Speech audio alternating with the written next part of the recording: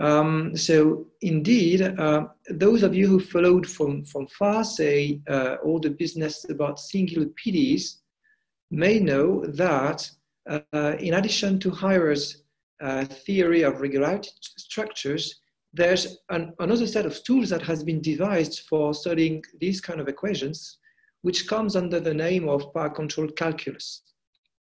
And what I like to do here today is to show you that these two languages that have been thought of for working on singular PDEs, actually you can go from one world to the other. And that's the aim of today's talk, to make that point clear. The two languages are actually saying the same thing. Right, so that's the plan of the talk. I'll spend some time to come back on these matters of regularity structures and to emphasize their pointwise nature. And then I'll switch to give you a hint of what is the main tool that we use in paracontrolled calculus, which is a stuff called the power product. And then I'll give you this dictionary between the two languages. That is, on the one hand, the main words of regularity structures, which we find are modals and modal distributions. And on the other side, power-controlled systems. So my aim will be to give you a dictionary between these two things and to make it clear that the two words, well, the word of singularity of singular PDEs can be described with one language or the other. But before going there, let me go back to the to the start of the story, which is, what is a singular PDE actually? So I'll put under that hat any PDE that has the following peculiar feature. It has a multiplication problem in its very formulation. So I've given here two examples to make that clear. So the first dynamics, so that's a PDE, so it's a heat equation, dT minus Laplace u equals something in both cases, but on the right-hand side, there is some terms that actually don't make sense in a truly analytic way. So the problem that we have here is a multiplication problem. The zeta and the psi, the two of them, are distributions of low regularity. And the problem that we have here is that we have a multiplication in the first instance u times zeta, and in the second instance dx u squared, a multiplication that doesn't make sense. So what are the rules for having well-defined multiplications? Well, you may know that, that's very classical. So I'll denote by alpha minus 2 the regularity of the noise. And here's the point. In the best world that you can dream of, any solution to that equation, to one of these equations, will have regularity, the regularity of the right-hand side plus 2. That's what one expects from the regularization properties of the heat propagation. So we expect U to have regularity alpha, whatever the precise notion of regularity we use. And now here's the problem. The rule of thumb for multiplying two guys, one of regularity alpha 1 and the other one of regularity alpha 2, is that you can do that in a well-defined and continuous way, that is as a function of f and g, if and only if the sum of their regularities add up to something positive. Which means, in the example that we have, that if u is expected to be of regularity alpha, then and zeta is alpha minus 2, this will make sense only if alpha plus alpha minus 2 is positive, meaning alpha strictly bigger than 1. And the point is that in the interesting examples, alpha will not be strictly bigger than 1, hence the problem. In the second example, which is the KPZ equation, the problem is about the derivative of x in terms of x of u squared. So if u is alpha regular, dxu will be alpha minus 1 regular, whatever it means. So the square will be well defined if and only if alpha minus 1 plus alpha minus 1 is positive, which once again gives you alpha strictly bigger than 1, which is not the case in the situation we're interested in. So the problems that all singular PDEs share is precisely multiplication problems. Right, so what is the mantra behind any approach to these, any analytic approach to these equations? Well, that's the following fact. So let me write a generic ill-defined term, the right-hand side under the form f of u and possibly gradient of u and higher, possibly higher derivatives of u, and a function of u, its derivatives, and the noise, linear with respect to the noise, say, or affine. And here's the mantra.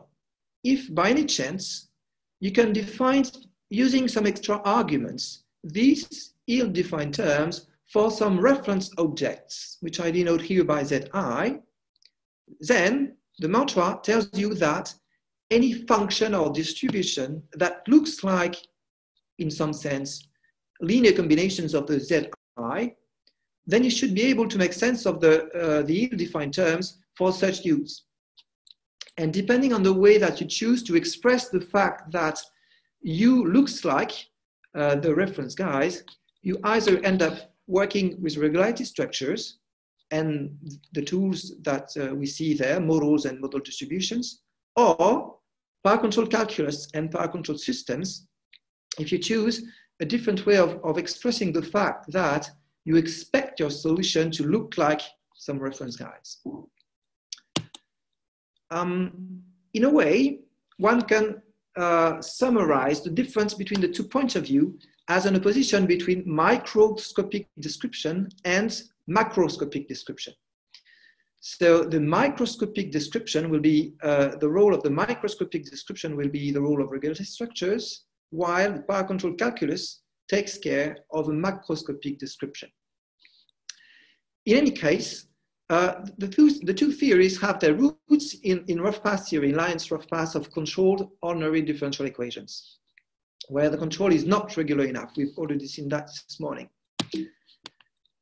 Now, well, having the example of a controlled ODE in mind, the regularity structure point of view, or if you want the microscopic pointwise point of view, would consist as an approximation to say that the dynamics will be described by its increments in time here. So it would be something, the point of view would amount to say, okay, anything, well, any solution of that ODE should satisfy that its increments are f of zs at time s multiplied by the increment of the driver plus a negligible term.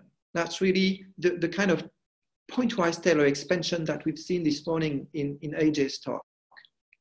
And to make that efficient, we actually need to add to this point of view the a priori information that we have in our hands, a well-defined quantity which plays the role of that iterated integral of x with respect to x itself. And this actually will lead to the notion of models, here under the form of x and the iterated integrals, and model distributions, which would be any guy that look like z here. On the other side, the Paracontrolled point of view, which is the macroscopic point of view, amounts to have a different way of describing a potential solution. Here, it would amount to say, okay, the guy z will look like the guy x, capital X, yes, via the use of an operator p, capital P, which has two arguments, here f of z and capital X, up to a more regular term. And the p here, I'll say more words in a second about that, is going to be Bonni's power product. It's a kind of a bilinear Fourier-type operator. And to make that description efficient, we actually, as in the first case, and that's not a surprise, we actually need an additional information which is here, the datum of the product x times dx, which is actually the same thing that we need in a different way from the regularity point of view. Right. The second point of view actually leads to Paracontrolled calculus, which is the rules of how you make computations with these with power products, and Paracontrolled systems. Right. The aim of this talk is actually to give you a correspondence between the microscopic description of a potential solution to PDE and a macroscopic description. So I won't be talking about PDEs, I'll be talking about the language that we use to talk about singular PDEs, okay? I'm not interested here in solving singular PDEs. I'm interested in the language. Right. So let's go forward and see how how one can understand the in a basic way the language of regularity structures. So I like to think of it as a pointwise description device. Okay, so let's take as a starting point the approximate description that I made about a solution to a control ODE. So I was saying the increment of the path is a linear map, the linear image of the increment of the driving path signal, capital H, up to a negligible thing. So pushing that forward in this direction leads to the description of objects, and that's the choice. The description of an object under the following form. Near each point in the state space, X, it could be space, it could be space-time, whatever. So near each point, we're going to give a local description of F around that point. And the approximate equality means that this should be quantified later. And the choice that is made is that we're going to describe F as a linear combination of reference guys, the pi x tau. So you see they're indexed by two things. First, they're indexed by the space point X and symbols tau, okay, which we assume are given. So as an object, pi x tau is a distribution. So it's a function or distribution of the dots here. And it's a linear combination. F is assumed to be a linear combination of such guys. And the coefficients are f taus. So if you think, for instance, of usual Cn functions, a function f near a point will be given by its Taylor expansion near that point. So the f tau would be the derivatives of f. And the pi x tau of dot will be just dot minus x to the n, as we usually have. Okay, and we'll assume here that we have a finite set of reference labels tau.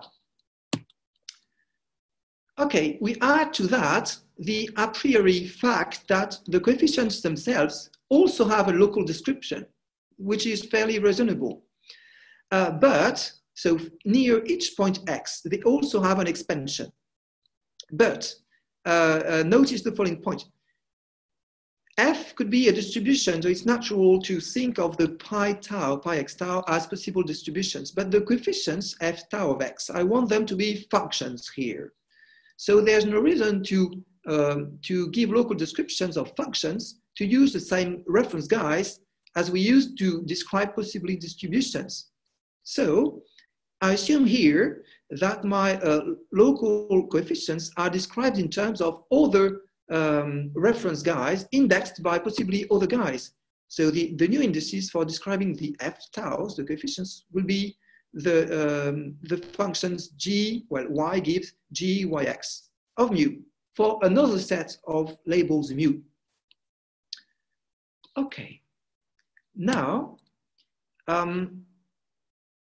from the sole ingredients that we have here and some consistency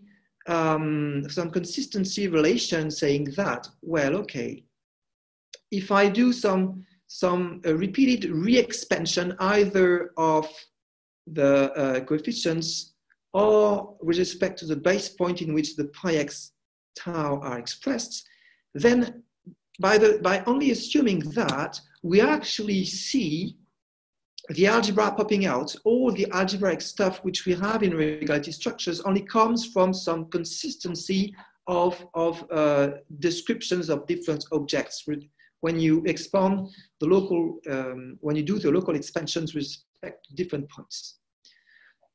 With the additional requirement that the reference functions that you use, the g of mu, that you use to describe the coefficients, this family of objects is sufficiently rich to describe an algebra of functions, which seems reasonable in a number of situations.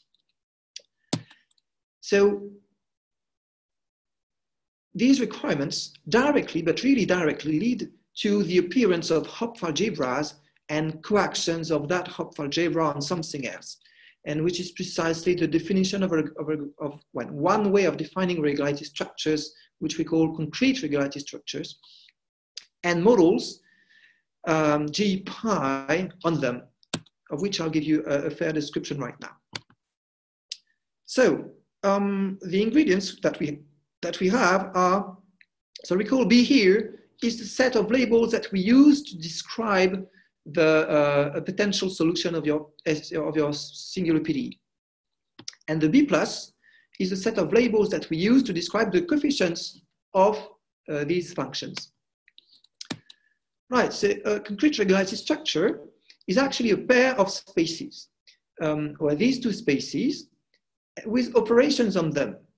So for instance, on the T space, the T space is a space which describes your potential solutions. And you have on that space an operation delta, which actually encodes the algebraic side that you do when you do repeated re-expansion of your solution near different base points. That's all it says. And the sign, the delta plus map, is the map that describes the algebraic manipulations that you do when you re-expound your coefficients near different points. Actually, as I said, the T plus delta plus is a Hopf algebra for some naive reason, and the splitting map delta has some algebraic property, which I've written here, but whose meaning is the following thing. When you do local descriptions of distributions of functions f, then you have the choice to play with the reference point x in the pi x tau. Okay, this is the action of the delta map. So if you first change your reference point once and then change it a second time, then it's the same as changing it first and then changing the reference point in the coefficients that you end up with. So it's the kind of consistency relations that I was mentioning before. Right, so in that setting, a model is just well, that's a pair of maps with a number of properties, but these maps here, they only encode what we want to write down explicit approximations as f approximately equal to ... By which I mean the following thing. So the map G, so it's a map that is a symbol and a space-time point, or a space point x. So gx of tau is just a number, and gx is a function of tau, or g tau is a function of x. And it satisfies an analytic bound, which is written here. The increment, in some sense, of G should be, well, quantifiable in terms of y minus x to some power, depending on what you have as a symbol inside. Okay, so it's a Holder type relation. And the pi map, which is the map with which you build the reference distribution that you use to give local descriptions of solutions. It's built actually from one pi map, which is independent of any x, and which has the regularity that I said. When you recenter in a precise way that pi map at a given point x, then locally around x, the distribution pi x tau looks like a distribution of regularity, homogeneity of tau. Okay, whatever. Okay, let me just use the following notation. The, well, gzy will be given by gz, gy minus 1. And with this map, so that's, as an object, this is something that it's a symbol and gives you a number. And with that linear form, I cook out a linear map from this T space into itself in a given way. It's not really important here. So Ismaël, there was a question in the chat from Alessandra.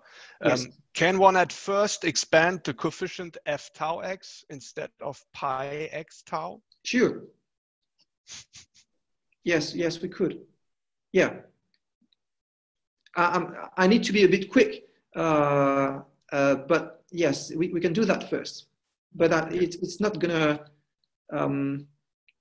it doesn't lead to one of the big relations that serve as a definition of a regularity structure. Right, so I'll come back on that if you want at the end. Here, for the moment, I have now everything I wanted to have in order to quantify the approximation that I started from. So let's have the following thing in mind. Imagine you give yourself a family of functions, f1, fn, and you want to say, okay, is there a function f such that, well, locally, this function f looks like the sum over n of the fn of x times y minus x to the n. Okay, so are these functions the derivatives of a given function f? If the functions f1 up to fn do not satisfy some coherency property, then that's not the case. It's exactly the same situation here. And given any coefficient, well, any, yes, exponent gamma, we define, there is a notion of coherent family indexed by the different taus, f tau of x, in such a way that one can give sense to the approximation here. So the meaning of the equality that is given here, which is a definition of a model distribution, is exactly the same as what should have when we say f minus its Taylor expansion is small. Then f prime minus the Taylor expansion of f prime is also small, and so on. That's really what is given here in terms of the notations that I've given. Okay, so one should have in mind the fact that, as AJ told this morning, we actually here have a definition of a regularity, but which involves not comparing a function in terms of usual polynomials, but comparing it in terms of the coefficients that appear in the j, z, y hat. Okay, that's all the guys that appear in, that's what plays the role of the y minus x to the n. Right, so with this notation here, so we have the famous reconstruction theorem by Harrow, which says that if you take a coherent collection of such coefficients, then there is actually a distribution with beta zero regularity on the state space, which here I've taken as the torus, such that this distribution is well defined by the Taylor expansion, it is well approximated by the Taylor expansion up to a little quantity. That's the meaning of this inequality here. And moreover, this map is actually unique if gamma is positive. And that's the reconstruction map. Fine.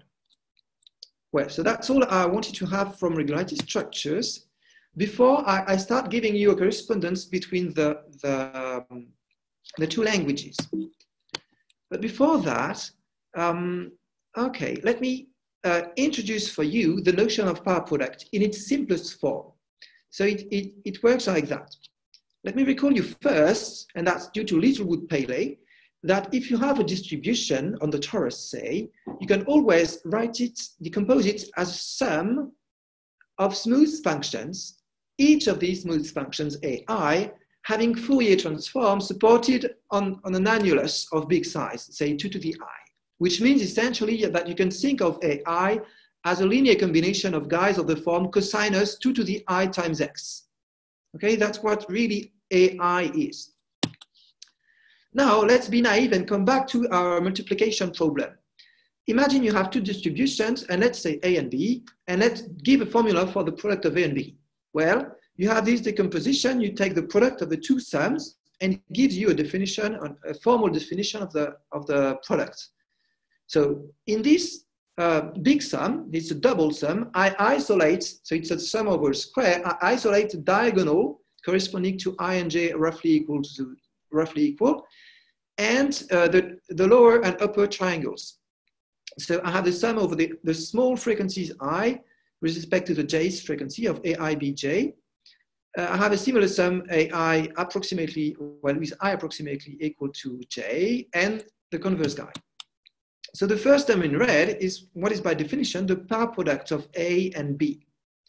The last term is symmetric, so that's the paraproduct of B and A, and the medium term, where the two frequencies the frequencies of AI and the frequencies of BJ are roughly the same, it's called a resonance, precisely for the reason that you have frequencies more or less of the same size, so you have resonance and constellations happening in that term. And here's the point, that term actually may be ill-defined, whereas the red term, the paraproduct term, is always well-defined. And that's the good news from the analytic point of view.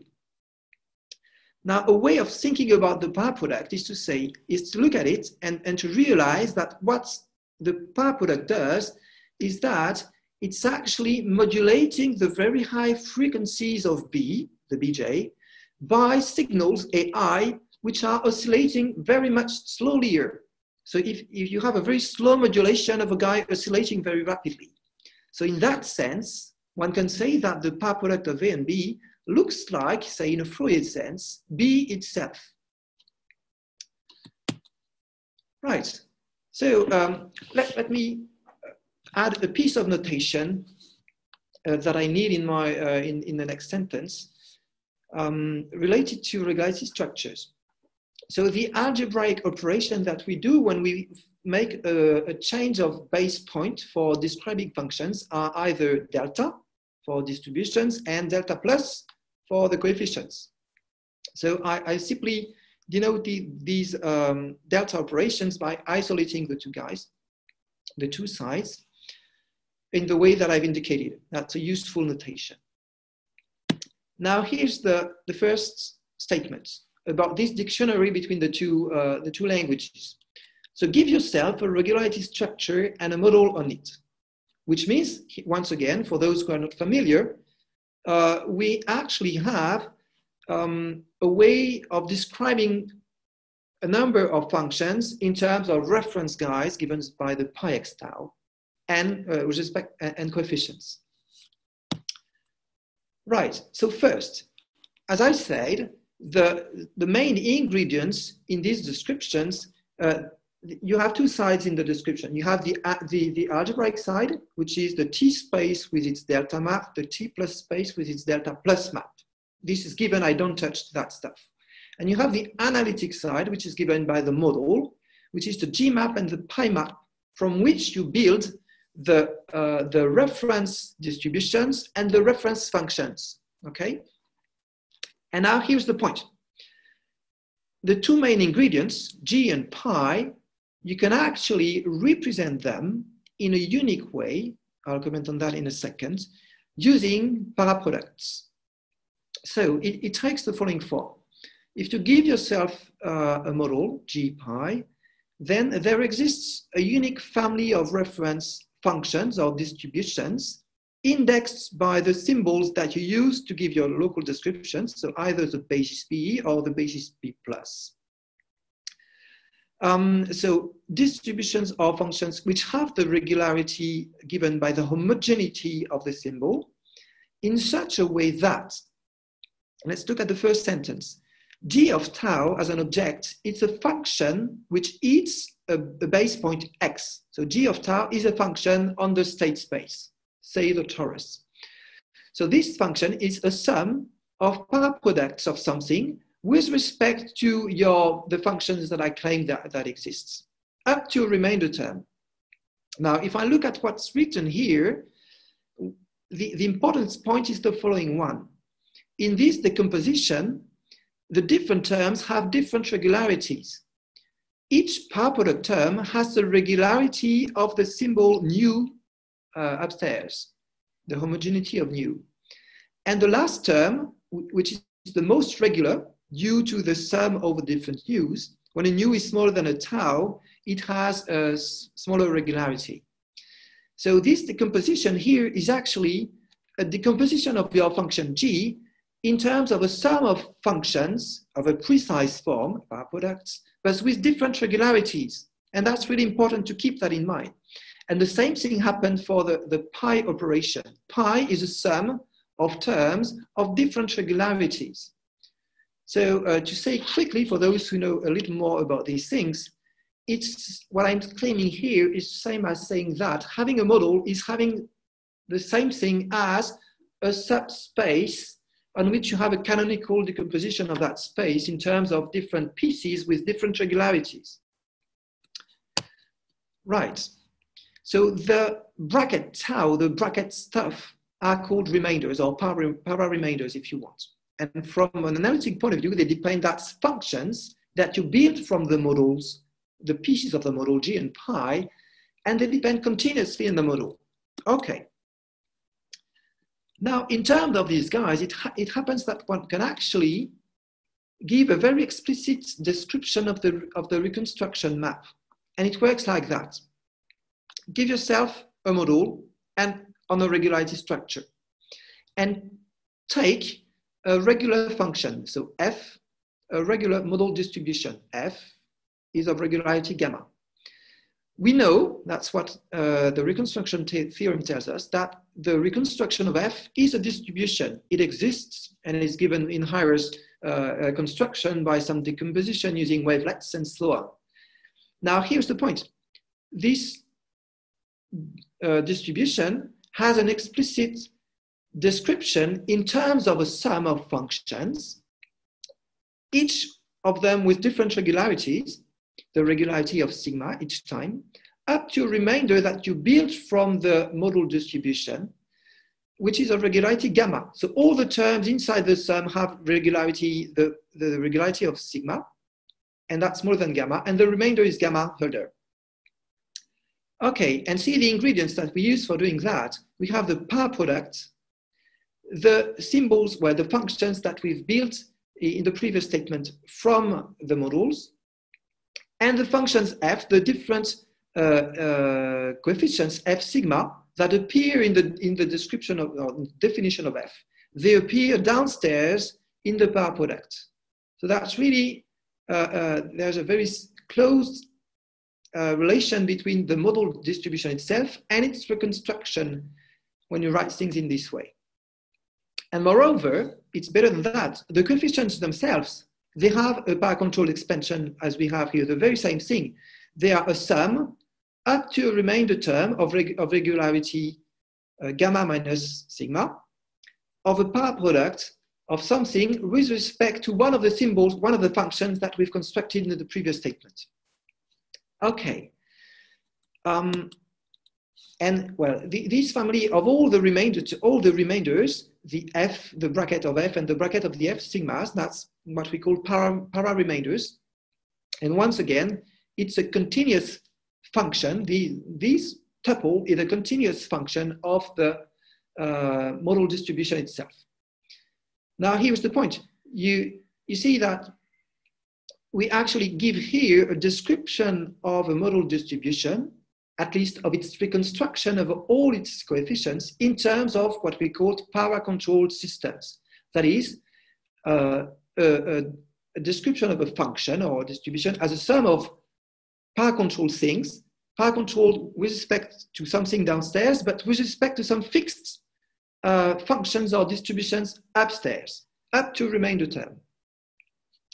And that's precisely the language which is adopted when we study singular PDEs from the paracontrolled point of view. We assume from scratch that we have an unknown that can be expressed in this way, and we put that inside the equation to analyze it. So having that makes the whole, the whole way of doing things in paracontrolled calculus coherent with what we have from the regularity structures point of view. So now let's try and go the other way around. Can we go from a description of a distribution in terms of paracontrolled systems to a modeled distribution? That's the main question. That is, in the previous step, what we did is to say, okay, we have a microscopic description of an object under the form of a model distribution, and I got a macroscopic description under the form of a paracontrolled system. Now let's try and go the other way around. Assume that we are given a family of functions or distributions. That's the bracket tau, bracket sigmas. And let's try and build a model, G pi, on a given regularity structure, because it's given here, in such a way that when I use that model to construct some brackets, I end up on the initial data that I started from. Okay, if I can do that, it will mean that I can go forward and backward between the two worlds. So before going into the details, let me emphasize the following thing. The regularity structures that we work with when looking at singular PDEs, they have the peculiar feature that the two maps, G and pi, are actually tightly intertwined. They are not really independent from one another. So I'll be mainly working here with the most general situation where these two maps are independent except from the what is forced by the definition of a model. And I'll mainly assume that, so let me recall you that the B, it's the index sets that you use to describe your distributions that may possibly, or functions that may possibly solve your PDE. So I'll assume that that index set is actually made up of polynomials, that the n to the d, times another index set, which has empty intersection with the polynomials. Right, so the first thing to realize is that the main problem, when I want to solve the backward problem, the main problem is actually to build G, and that's the aim of that claim. Assume that we have G, the G map, and assume that we're given a family of distributions indexed by the symbols of negative homogeneity. So in particular, the modulus of sigma is some stuff negative. Well, the claim is that if you have G given and such a family, a priori, whatever family, then there exists a unique model G pi, which has the property that pi is given by a Paracontrolled expansion for all the symbols with negative regularity. Okay, so this points here the fact that the map pi itself is determined by its restriction to the symbols of negative regularity. And it's tightly related to the fact that everything is fixed in a singular PDE whenever you've given a definition to the objects of negative regularity. That's precisely the guys which involve diverging quantities. Okay. Now, well, under fairly general assumptions and very weak assumptions, of which I indicate here the essence, then, well, indeed, one has a positive answer to the question. So the assumptions, let's not look at the details, but the assumptions are of the form. Okay. So here again, B plus is the set of symbols that we use to describe locally the coefficients in the local expansions of the solution. These B plus also have polynomials, and it has the other symbols. That's the B plus dot. And the kind of assumption that we do is that the B plus dot, all the other symbols that are really interesting symbols, they are generated by some, in a precise way, by a restricted family of symbols. That's the G plus dot, okay? That's one type of assumption. And the second type of assumption is an assumption of the form, whenever you split any symbol in B plus using your delta plus operation, then the different pieces that appear are simpler than tau itself, okay? In such a way that you can do some induction procedure. So these kind of assumptions are always satisfied for the regularity structures that we work with when looking at singular PDEs. And now here's the result. So under these kind of assumptions, then if you give yourself any family of functions, of functions of regularity tau, then there exists a unique map which is described by a Paracontrolled expansion. Okay, in such a way, so here again, this Paracontrolled expansion is such that the different terms in the sum have different regularities, and the remainder term, the bracket tau in red, is precisely one of the a priori guys that you studied from. And the bracket with the G upstairs, it's something that you built recursively from the initial data. Okay. Ismaël, so, yes? Just to give you a heads up, you have around 5 minutes left. Fine, I'm okay. Okay. I'm checking at the clock. Thank you. So what we have in the end is the fact that if you give yourself any kind of reasonable regularity structure, then you can actually parameterize the set of models by a product of Holder spaces, which will be, and the elements here in each of these spaces, in the first product, that will be all the remainders that I use here in that statement. That's the red brackets. It's all these guys that determine G. And the second product here is all the guys that I use to define uniquely pi once I have G itself. So in the end, it gives me a parameterization of the nonlinear space of models, and that's one important point, by a linear space, a product space. Okay, and well, okay. All I said here was for general models, and it actually works for the peculiar models that we use when we study singular PDEs, which are called admissible models. In which case we have no freedom about the G's, the map G. As I said, it's determined by the map pi, and in that case, the admissible models are entirely parameterized by a product of Holder space of negative regularities. Okay.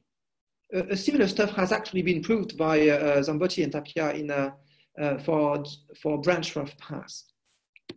So what's the good point about that? Having a linear parameterization of a nonlinear space, it opens the door to typically define dynamics in that space using, say, ODEs or controlled ODEs or PDEs or stochastic PDEs, whatever dynamics you can define in your linear space, which parameterizes the nonlinear space, induces an evolution in the nonlinear space. Okay. Here's typical application that we can do of that stuff.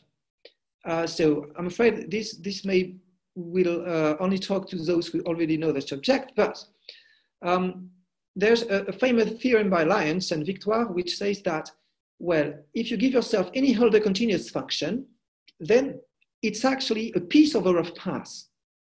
Okay.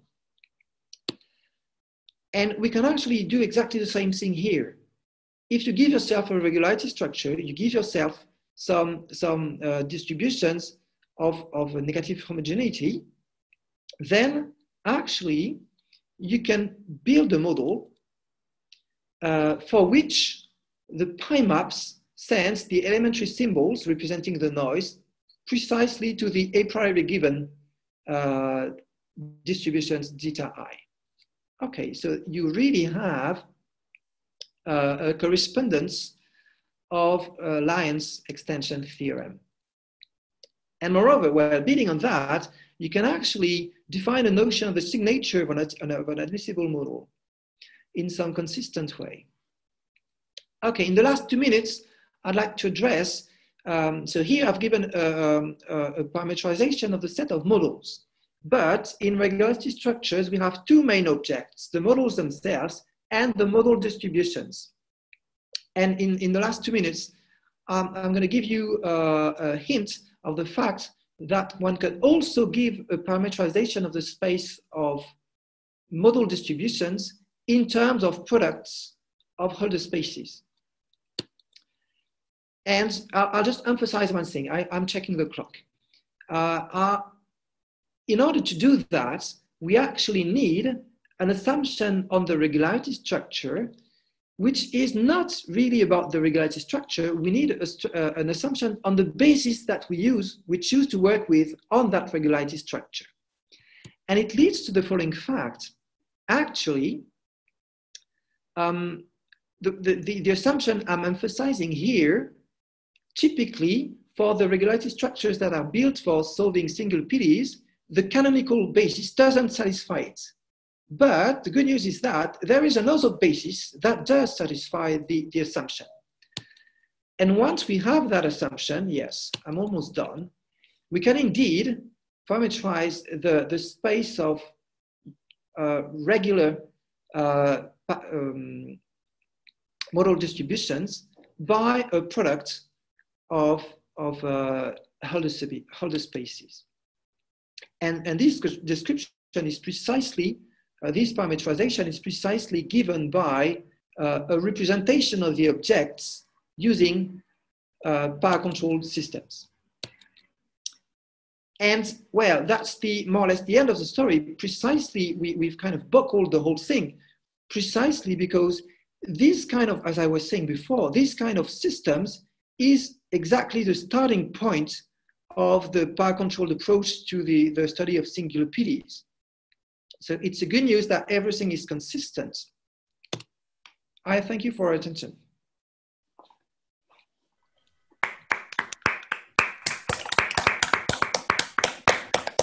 Thank you, Ismaël. Very interesting. Are there immediate questions or comments?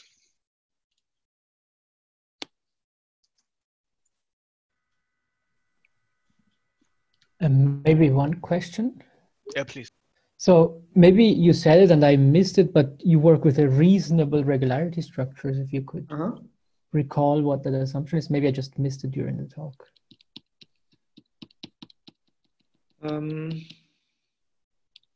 Okay, reasonable meant these two main assumptions and two other assumptions that are fairly reasonable, meaning that the polynomials inside behave as the polynomials should behave, and there's one assumption on the splitting map delta, which is always satisfied for the regularity structures that you find working with singular PDEs. Okay, thank you. Yeah. Then also you mentioned signatures, if you could.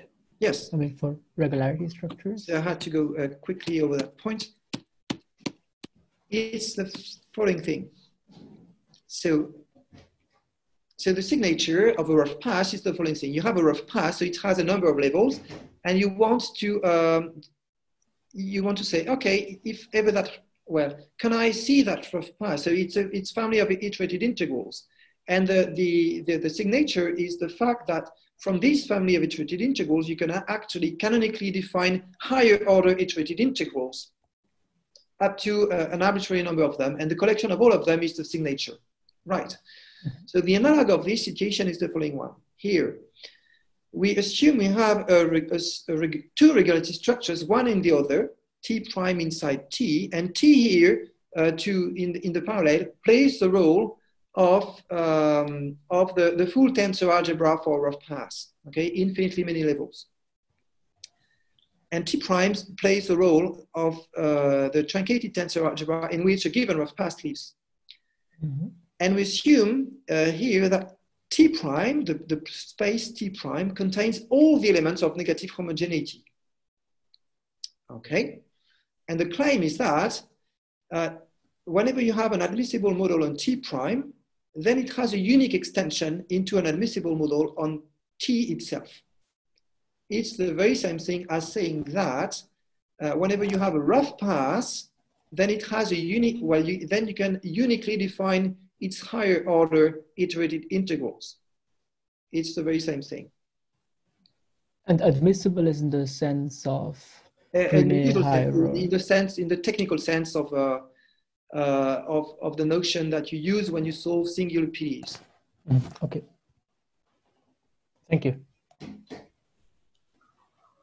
Are there more questions?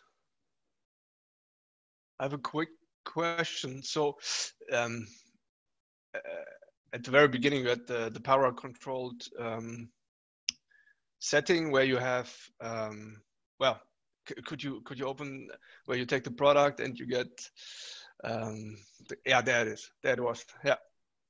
Thank you. So it looks a lot like summation by parts, yeah, for AB. So Is there a quasi-shuffle structure relevant there of any kind? Well, I don't know. I would say that the probably a Rota-Baxter structure would be more relevant here than something else. If you do the parallel with the Ito formula, what I've written is just that AB is the integral of A with respect to B plus the bracket of A and B plus the integral of B with respect to A. So the algebraic structure that appears here, in my sense, should be exactly the same algebraic structure that appears in the study of the Ito integration. And is it also nilpotent? So if you take the bracket of a bracket, is it zero? No, I cannot see it so quickly. No, it's not. It's not. No, that's not the case. Yeah. Okay. And you see the because analysis here is playing a role. So if you think of pi as a bracket, you have that well-known relation that the bracket of a stochastic integral with respect, let's say, the bracket of the integral of A with respect to B and C, this bracket is actually A times the bracket of B and C. Okay, that's the way that bracket behaves with respect to the stochastic integration. Mm-hmm. Okay, so that's a perfect equality, but that's a probabilistic equality. Now, the analytic side of that is exactly Gubinerim, Keller, and Perkovsky's commutator lemma, in which they say when we take the difference of the two guys, that's actually not zero, but that's a continuous stuff, depending on the regularity of the different components. Okay. So yes, there's a difference. Well, what happens in a probabilistic setting needs to be changed when you consider analysis. Yeah. So no, it's not going to be nilpotent, but there might be something, well, a higher order bracket that appearing. Okay. I don't know. Okay, thank you. Yeah. Okay, then. May I add a small comment about Rota-Baxter tree and reform and paraproducts? Of course, it looks like, but it cannot be because the so-called diagonal term is only approximately diagonal because it's I not so far, not so far away from J.